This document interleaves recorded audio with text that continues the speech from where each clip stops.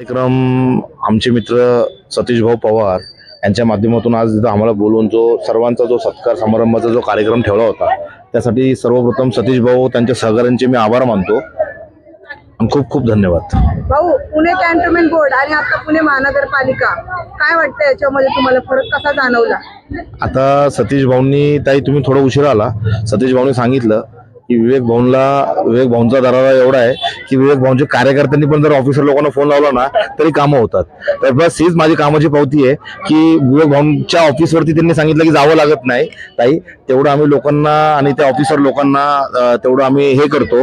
आम्ही त्यांना सहकार्य पण करतो कामाच्या माध्यमातून निधी आणण्यासाठी. किंवा आता मध्यंतरी मी कॅन्टोन्मेंट मध्ये काम करत असताना आपल्याला जेव्हा आपला 1952 मध्ये जो आपला अग्रीमेंट महानगरपालिकेशी झाला होता त्या माध्यमातून आपल्या ऑक्ट्रॉय कॅन्टोन्मेंटचा महानगरपालिका जमा करायची आणि त्या माध्यमातून आपल्याला ते पाणीपट्टीचे पैसे देऊन बाकीचे पेमेंट आपल्याला ते द्यायचे. पण त्यानंतर एलबीडी चालू झाल्यानंतर खूप प्रकल्प थांबले होते.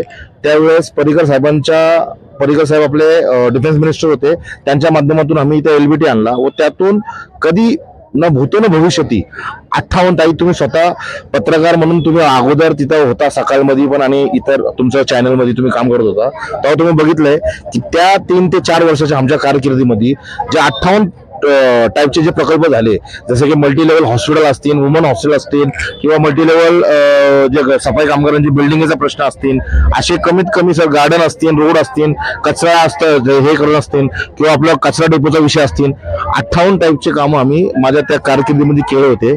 आता हे महानगरपालिका आहे, इथं तर केंद्रातला निधी आहे, महानगरपालिका स्वतः म्हणजे शासनाचा निधी आहे त्या माध्यमातून. आणि जसं की आता आपले केंद्रीय राज्यमंत्री मुरलीधर मोहोळ यांनी सांगितलंय की हा भाग पण आता आपल्या या भागाला जोडला जाणार आहे.